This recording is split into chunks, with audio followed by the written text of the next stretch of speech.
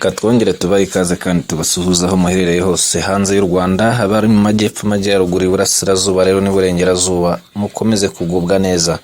So rero uyu munsi tugiye gukomeza za nkuru zacu tubagezaho zitandukanye. Uyu munsi rero tugiye kubabwira yuko M23 yafashe ikibuga cy'indege ndetse yewe n'ibitaro. Umutwe wa M23 ukomeje guhangana na FARDC, aho ubu amakuru yemeza ko wamaze gufata ikibuga cy'indege nto cya Rwankuba ndetse n'ibitaro bya Rwankuba, byombi biherereye muri groupement ya Bweza muri teritwari ya Rutsuru yabaye Kimomo.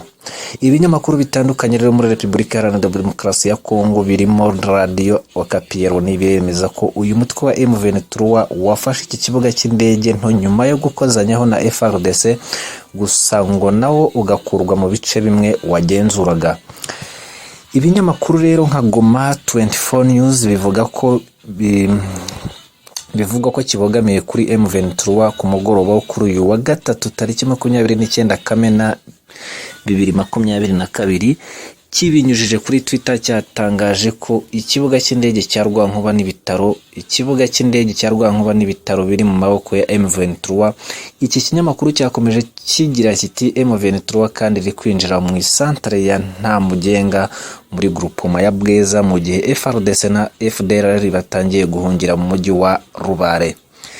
Iki kibuga cy'indege rero cya Rwankuba cyafashwe na M23 gisanzwe cyifashishwa na FARDC mu bikorwa by'intambara birimo kugeza intwaro ku basirikare bayo. Ugufatwa kw'iki kibuga cy'indege gito byaba biha M23 ubushobozi bwo guhagarika inzira y'ikirere ingabo z'igihugu zihanganye nabo zakoreshaga mu kubona ibikoresho. Radio Okapi yatangaje ko FARDC nayo yisubije uduce nka Kweruvumu, Rugarama na Rutakara twari tumaze iminsi turi mu maboko y'umutwe wa M23 aho muri teritwari ya Rutsuru.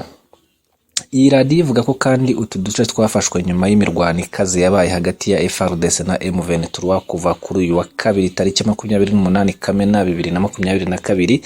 Umuvugizi wa M23 Major Wiringoma yavuganye na Bwiza ku masaha 6 y'ijoro kuri uyu wa 30 Kamena 2022. Nta byinshi yashatse gutangaza kuri aya makuru.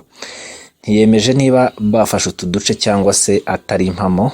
Ku ngingo yo kuba FARDC yaba yambuye M23 uduce tune twavuzwe haruguru, mu Cyongereza yagize ati wait and see, reka dutegereze turebe. Hagati ariko FARDC nta kiratangaza kubivugwa, mu gihe yakunze guhakana ko ikorana bya hafi n'umutwe wa FDLR no guhangana na M23, nubwo muri iyi nkuru bivugwa ko bayabangiye ingata bari kumwe.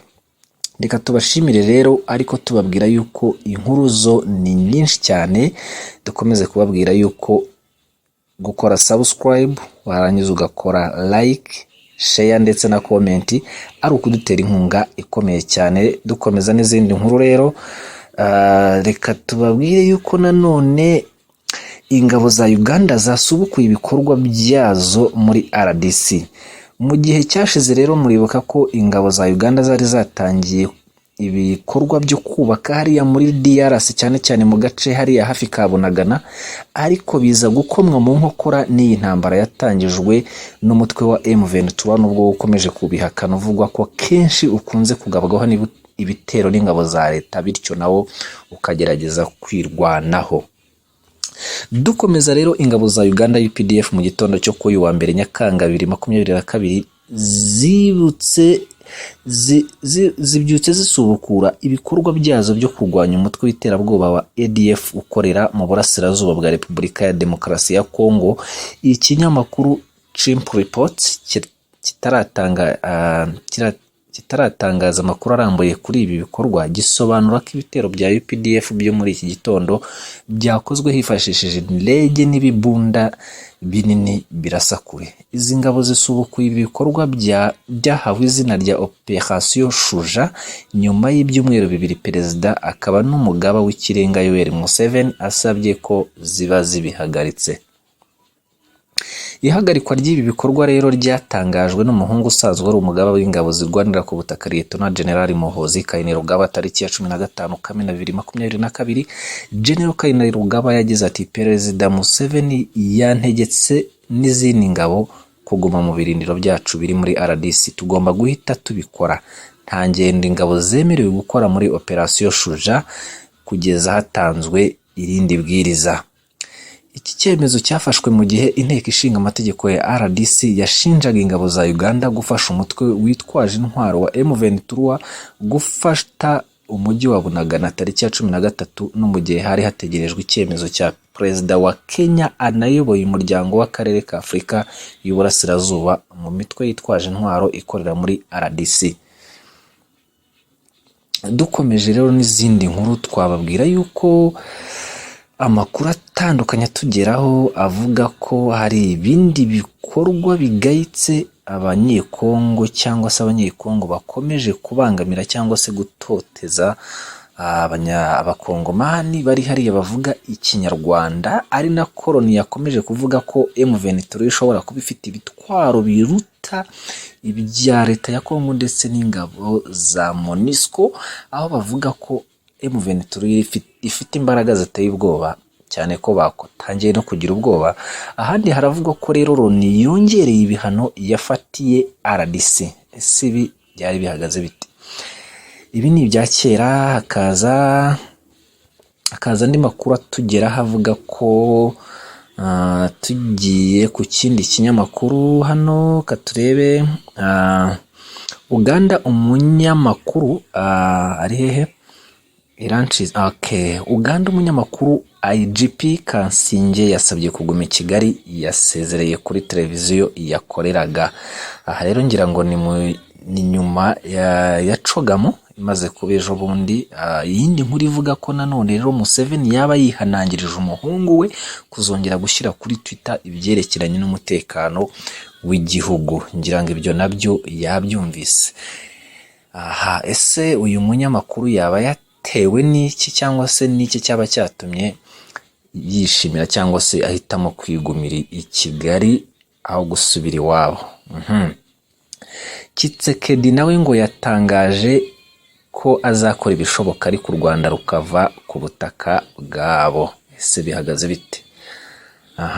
Uganda abayobozi 20 bo muri AIM Global batawe muri yombi. Ni mu gihe rero Tottenham nayo yasinyishije rutahizamu ukomeye w'umunyabrazil. Dukomeje rero n'andi makuru. Andi makuru aravuga ko FARDC iravuga ko yisha abarwanyi 27 ba M23 ifata ibikoresho n'imiti byabo. Ngibi kiranga izi nkuru. Aha rero u Rwanda ruravuga ko rurasaba RDC gushyikirana n'imitwe yitwaje intwaro, cyane ko RDC ikomeje gushyira mu majwi leta y'u Rwanda ko yabi ifasha cyangwa se yabiri inyuma y'ibikorwa bya M23 byo kwirwanaho. Ariko u Rwanda narwo ntago rubyemera, rukomeza rubihakana, cyane ko nta n'ibimenyetso bifatika bashingiraho bavuga ko u Rwanda rwaba rutera inkunga uyu mutwe. Minisitiri Dr Biruta yahagarariye Perezida Kagame mu birori by'ubwigenge bw'u Burundi. Ese bihagaze bite? Ni mu gihe rero iyo musuru u Rwanda mwari guhindura ibitekerezo, uyu ni Boris Johnson asubiza abanenga gahunda y'Ubwongereza kubimukira. Ese yatangaje iki? Boris Johnson yasabye abanenga gahunda y'Ubwongereza yo gukorana n'u Rwanda mu gushakira ibisubizo ibibazo by'abimukira kurusura kugira ngo baboneshe n'amaso yabo uburyo rukomeje gutera imbere. Minisitiri w'Ubwongereza rero yabigarutseho mu kiganiro yagiranye n'umunyamakuru wa RBC Nickel Ferrayi. Yavuze ko abayobozi b'u Rwanda batunguwe no kubona uburyo amasezerano yarwo n'Ubwongereza ku bijyanye n'abimukira yanenzwe n'itangazamakuru ryo mu Bwongereza. Ubwongereza nabwo bwasinyanye amasezerano n'u Rwanda agena ko abimukira binjira muri icyo gihugu bakoresheje inzira zitemewe bazajya boherezwa mu Rwanda. Ni mu gihe rero abahageze bazaba bafite amahitamo atandukanye, arimo nayo kuba bashaka ibihugu bindi bibakira, gusubira aho bakomoka cyangwa se kuguma mu Rwanda. Aha ni mu gihe rero wemeye koherezwa mu Rwanda ashobora guhitamo izo nzira zose uko zishoboka. Boris Johnson rero yabwiye umunyamakuru ati ntabwo wigeze uza mu rugendo rujya Rwanda wari ukwiriye kuba warabikoze, kuko abantu benshi barabikoze babona ukuri. Yakomeje agira ati babonye igihugu giteye imbere, bafite imyumvire itandukanye ku cyo amasezerano asobanuye, kandi uramutse uvuganye na Perezida Paul Kagame na guverinoma batunguwe n'uburyo byavuzwe mu itangazamakuru mu Bwongereza. Johnson yavuze ko u Rwanda rubona aya masezerano y'Ubwongereza nk'amahirwe yo gutera imbere hamwe n'u Rwanda binyuze mu mikoranire ku kibazo cyangwa se ku bibazo bitandukanye. Yakomeje avuga ko nubwo itangazamakuru ryo mu Bwongereza ryamaganye amasezerano igihugu cye cyagiranye n'u Rwanda, kandi ibi bihugu bifite ajya kumera kimwe kandi adateje ikibazo uwo ari we wese. Ati Joe Biden ari gukora ibimeze kimwe afatanyije na Mexique, aho agerageza kohereza abantu bavuye muri Mexique ako kanya muri Espagne. Denmark nayo iri mu gukora ibijya kumera kimwe. Ntekereza ko ahari hari ibintu byumvikana ukundi kugirana imikoranire nk'iriya n'u Rwanda. U Rwanda ruzahabwa miliyoni 120 y'amapawundi ku ikubitiro yo gushyira mu bikorwa gahunda ziteza imbere abanyarwanda n'abimukira mu burezi, amahugurwa no kwiga indimi.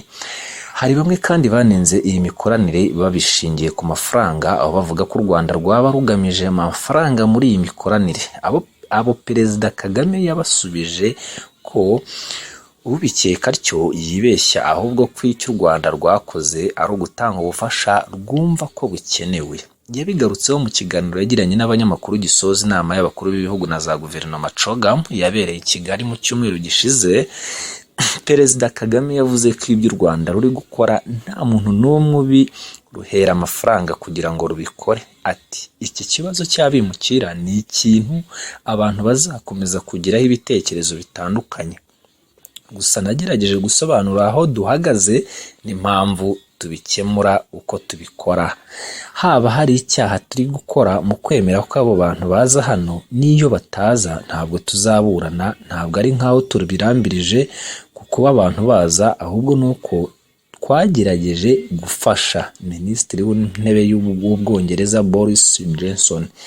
Aha rero ngira ngo iyi nkuru ni inkuru kabisa nayo yahitinze cyane ko hari ku munota wa nyuma hari abimukira ba mbere ngira ngo bageze kuri 7 bagombaga koherezwa mu Rwanda, ariko bikaza kugira gute, bikaza guhagarara.